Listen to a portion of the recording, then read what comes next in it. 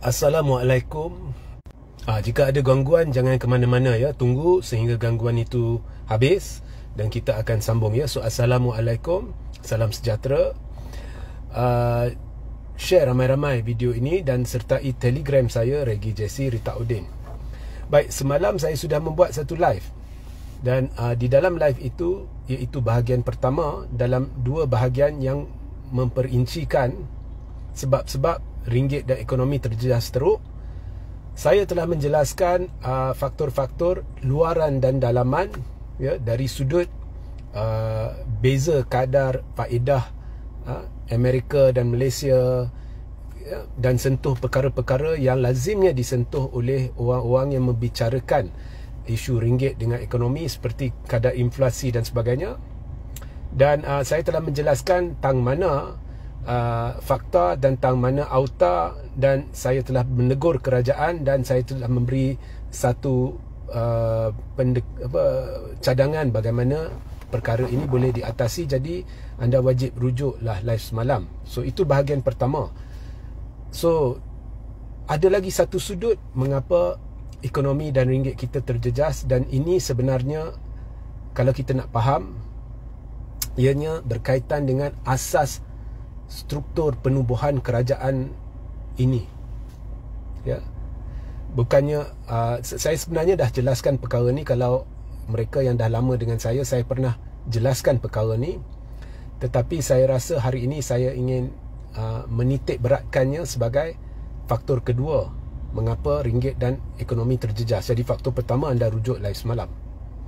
So ianya ada kaitan dengan asas atau struktur penubuhan kerajaan pimpinan Anwar Ibrahim, atau lebih spesifiknya kerajaan PHBN, Pakatan Harapan Barisan Nasional.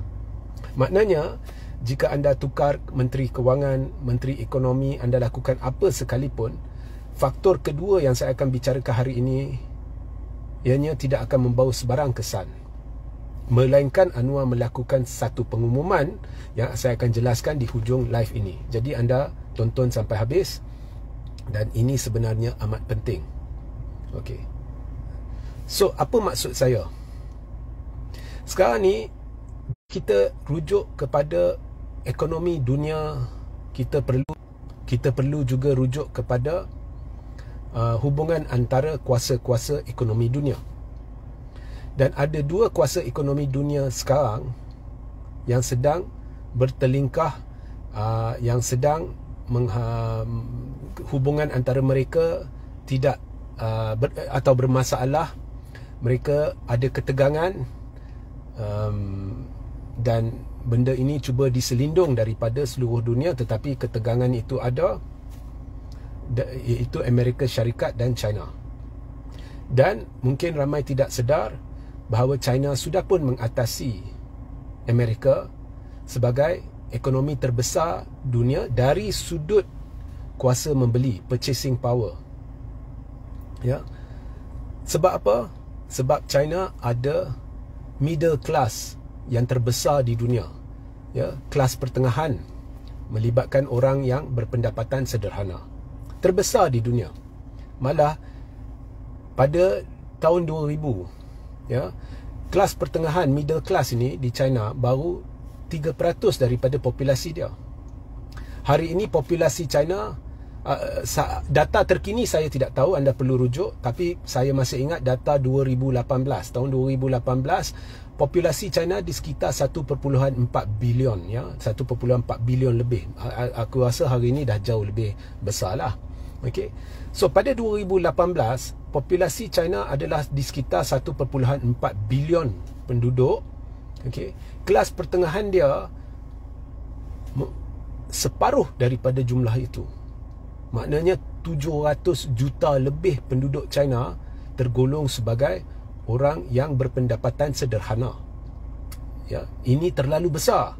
Sebab jumlah 700 juta lebih itu yang hanya separuh daripada populasi China, ini jauh lebih besar daripada seluruh populasi Amerika Syarikat. Maknanya kelas pertengahan di China ni, jumlah orang yang ada lebih besar daripada seluruh populasi Amerika Syarikat. berlipat kali ganda lebih besar. Dan golongan berpendapatan sederhana ni adalah golongan yang menjana ekonomi. Sebabnya kelas pertengahan ni adalah kelas yang menitik beratkan sumber manusia.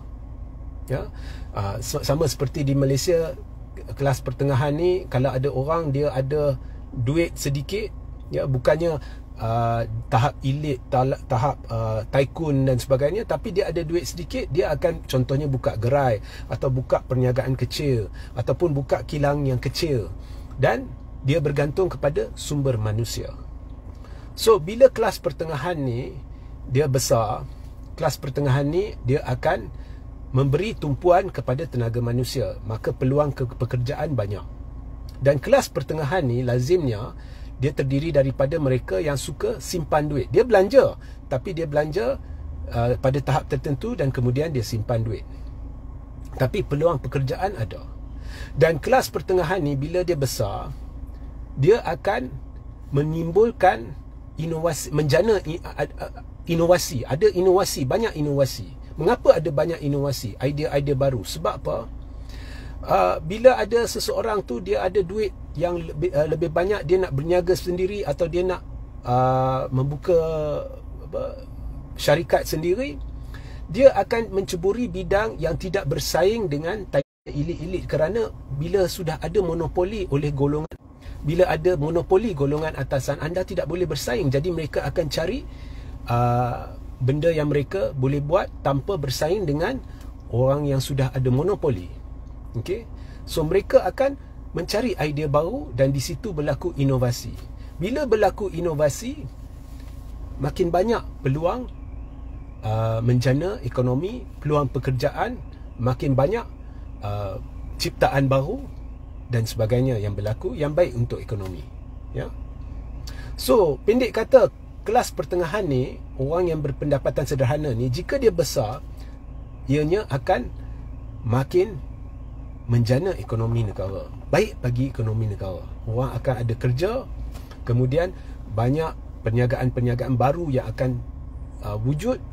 Perniagaan-perniagaan baru akan menimbulkan lebih banyak peluang pekerjaan, dan mereka akan membuat benda-benda yang lari dari monopoli yang ada, sekaligus menyebabkan negara itu mempunyai produk-produk baru, servis-servis baru, ya, yang lambat laun akan membawa manfaat kepada ekonomi negara itu. Dan China, kelas pertengahan dia bukan besar, terlalu besar, luar biasa besar, di luar bayangan kita. 700 juta lebih baru pada 2018.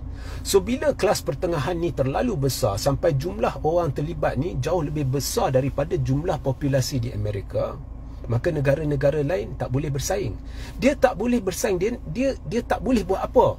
Sebab dia tak boleh adakan dasar baru, polisi baru untuk perbaiki ekonomi negara mereka untuk bersaing. Tak boleh. Sebab anda perlukan kelas pertengahan yang besar dan anda tidak boleh bersaing dengan kelas pertengahan di China. So dari asas, ya, kenegaraan, asas struktur sesuatu negara tu, struktur ekonomi negara tu, anda tidak boleh bersaing sebab anda tidak ada jumlah penduduk yang besar dalam kelas pertengahan. So maka negara-negara barat terpaksa akur bahawa dari sudut kebolehan membeli, purchasing power, China sudah menjadi ekonomi terbesar dunia. Jadi syarikat-syarikat besar di Amerika semestinya nak libatkan diri dalam ekonomi kelas pertengahan di China. Jadi syarikat-syarikat besar dari Amerika akan masuk. Bila syarikat-syarikat besar dari Amerika masuk, dia berlabur di China, apa yang akan jadi? American dolar Amerika akan masuk ke China. Jadi China akan kumpul dolar Amerika. Sebaliknya, mata wang China akan makin kurang mengalir di luar, kerana semakin besar kelas pertengahan, semakin besar orang-orang yang buka perniagaan sendiri, semakin banyak orang yang buka perniagaan sendiri, maka semakin banyak pengeluaran, dan pengeluaran ini boleh ditampung oleh kelas pertengahan di China sendiri tanpa bergantung kepada dunia luar, kerana kelas pertengahan dia terlalu besar. Jadi ada ramai peniaga yang mengeluarkan barang atau servis dan ada ramai di dalam kelas pertengahan yang akan membeli barang itu atau servis itu. Jadi China akan kurang bergantung kepada negara luar. Jadi dana dia keluar, mata wang dia kurang mengalir keluar, makin kurang mengalir keluar. Tapi syarikat-syarikat dari Amerika hendak melibatkan diri dalam perniagaan kelas pertengahan di China yang cukup menguntungkan. Jadi dolar Amerika masuk ke dalam China. Lama-lama China akan kumpul terlalu banyak dolar Amerika, dan ini telah berlaku sebelum 2018 lagi. Jadi bila China dah kumpul banyak dolar Amerika, sebahagiannya dia letak dalam bank dia sebagai simpanan. Tetapi sebahagian besar, tahu tak China buat apa? Dia beli securities dekat Amerika. Securities ni lebih kurang macam bond, atau dalam bahasa mudah bagi anda semua, lebih kurang macam dia bagi pinjam kat Amerika. Dia guna duit Amerika tu, dia bagi pinjam kat mereka balik. Bila dia bagi pinjam kat mereka balik, menerusi pembelian securities, atau lebih kurang macam bond lah yang dijamin kerajaan Amerika, maka Amerika sekarang berhutang kepada China. Dan hutang itu setakat sekarang ni hampir 900 bilion dolar. Sebenarnya last saya cek 870 bilion dolar Amerika, tapi lebih kurang 900 bilion dolar Amerika China bagi pinjam kat Amerika. Maka dana China sebenarnya sedang membantu Amerika untuk menguruskan negara mereka, kerana China beli bond, dia secara tidak langsung dia pinjam kat Amerika supaya Amerika boleh guna duit untuk uruskan negara mereka dan berhutang kepada China. Okey. So ini tidak semestinya Amerika tidak puas hati. Amerika tidak puas hati kerana kalau esok tiba-tiba China tarik keluar 900 bilion mereka dengan faedah dan sebagainya yang akan mencecah 1 trilion dolar Amerika, ini akan mampu meruntuhkan atau memberi kesan yang dahsyat kepada ekonomi Amerika. Jadi Amerika tak puas hati.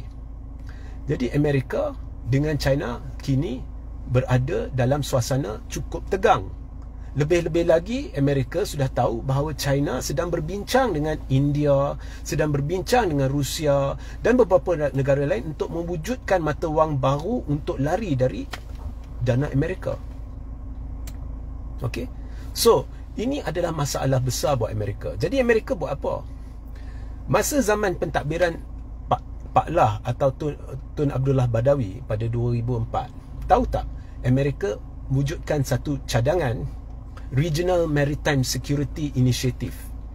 Maknanya dia nak negara-negara di Malaysia, Indonesia dan sebagainya di Asia Tenggara ni untuk membuat satu persetujuan, persefahaman, projek-projek mereka disatukan supaya jika ada ancaman dari luar, ya, maka negara-negara kita bersedia untuk melawan ancaman itu. Jadi Amerika guna alasan kalau ada ancaman dari luar, maka kita bersedia untuk tangani ancaman itu.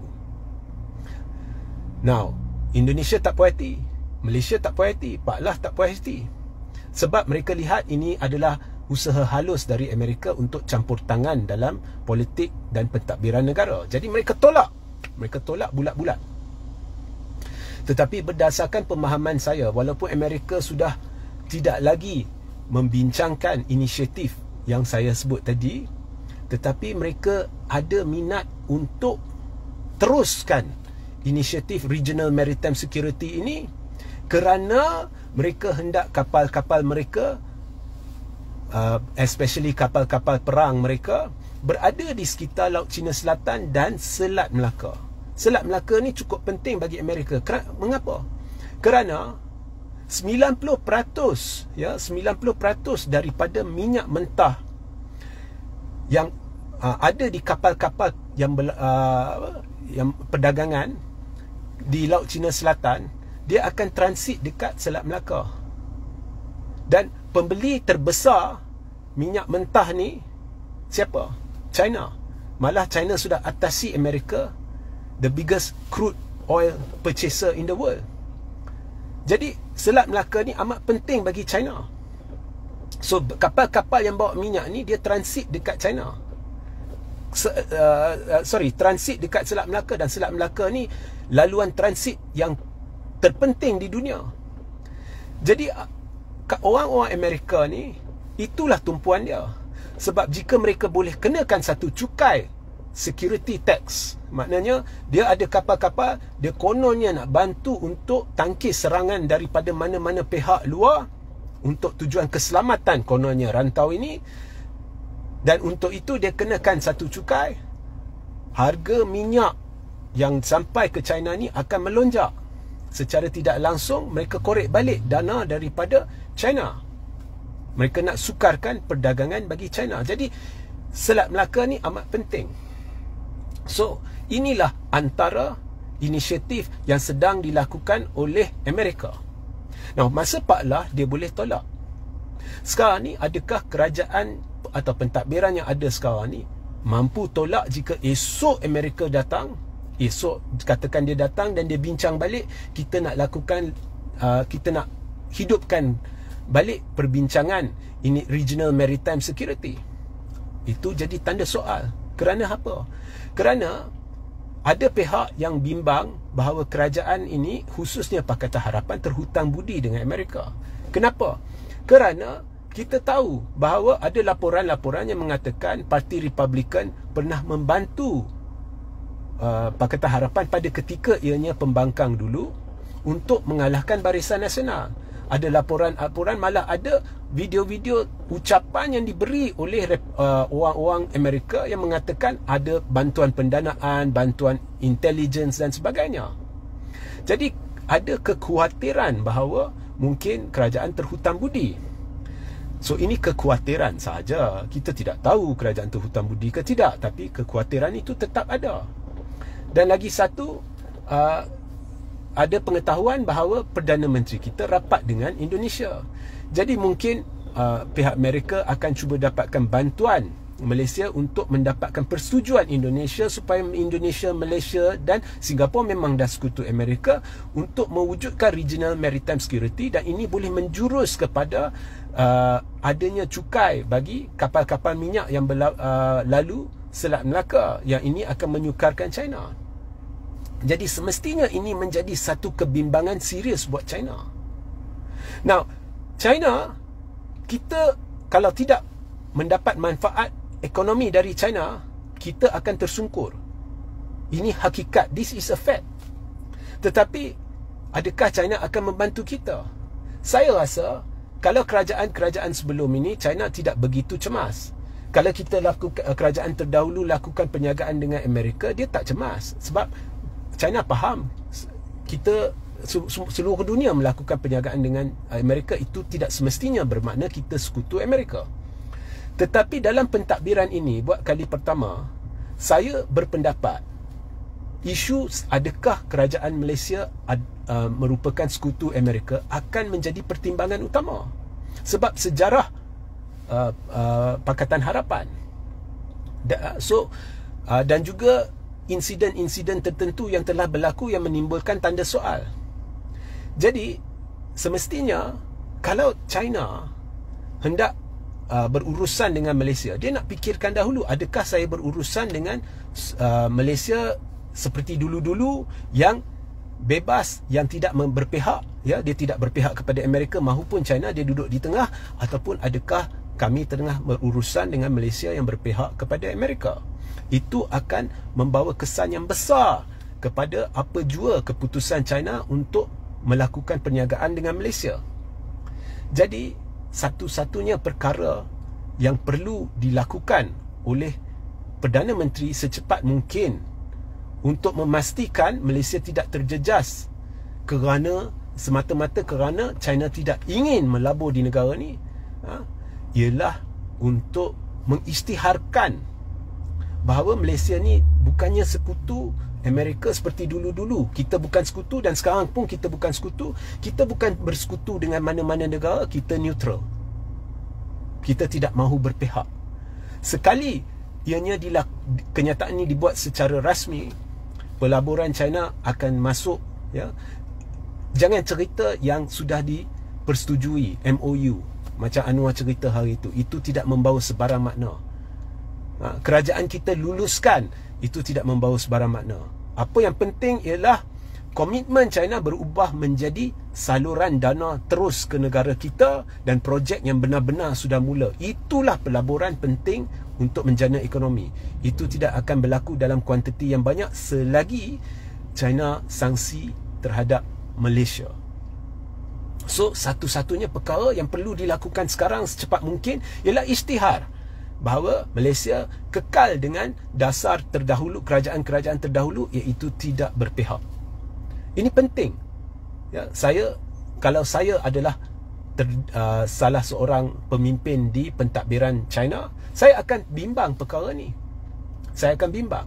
Dan saya juga berpendapat pihak Amerika juga bimbang perkara ni. Kalau saya tahu benda ni, pihak Amerika pun tahu benda ni. Jadi pihak Amerika dengan sendiri, saya khawatir tidak akan membenarkan ekonomi kita maju. Ya, kerana mungkin mereka hendak akhirnya kita berpaut kepada IMF. Now, saya tahu ada orang kata Anwar sengaja sabotaj. Ada saya baca sengaja sabotaj untuk memastikan Malaysia ni akhirnya terikat kepada IMF. Saya tidak percaya benda tu. Saya harap anda jangan buat cerita-cerita begini, ianya tidak baik. Okey, saya tidak percaya benda tu, tetapi saya rasa Amerika dengan sendirinya ingin Malaysia berpaut kepada IMF, Amerika sendiri. So, kita akhirnya kena berpaut kepada ekonomi China. Kita perlu dapatkan manfaat daripada ekonomi China.